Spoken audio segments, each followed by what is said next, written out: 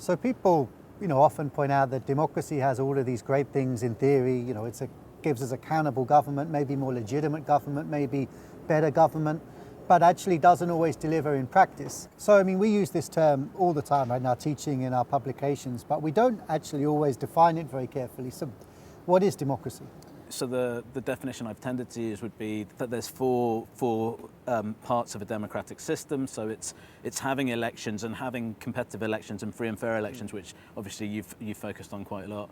And then also having civic participation, so having a strong civil society, a free and independent media, having the rule of law, so making sure that leaders are governing according to a set of norms, and that the judiciary is kind of keeping an eye on that and able to influence that. And then I guess the fourth would be protecting basic freedoms and human rights. And at the moment it feels like the debate is very much just on that first part, so it's around elections and referendum and what does it mean and who represents the people.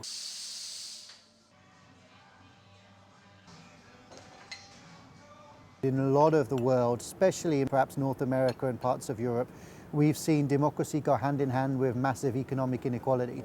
And I think sometimes people sort of assume that democracy should be fairer, but while democracy kind of has an idea of political fairness at its heart, it doesn't necessarily have an idea of economic fairness.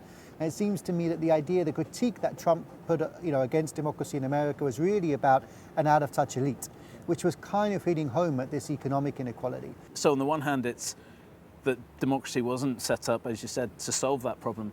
But on the other hand, when it gets out of control, you see that same inequality starting to really then feed back into the system. And I think that's one of the things that's kind of called people to question it, right? Yeah. If we're all improving, if everybody feels progress, if everyone feels their children's lives will be better than their lives, maybe then it's possible to tolerate, more wealth at the top, high levels of inequality. But when you don't feel that, all of a sudden the injustices of those things start to come home more powerfully. And I think that's where democracy perhaps has been complacent. A lot of the issue is the expectation that democracy will function perfectly.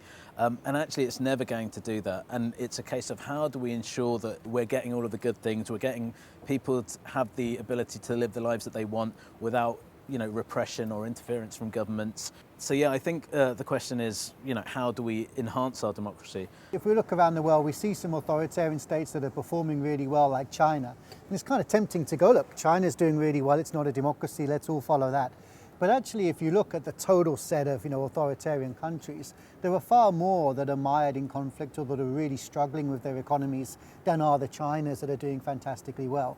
But I do think that our ability to win this argument, to persuade people to stick with democracy, depends on the leading democracies of the world recognizing some of the limitations of being willing to change.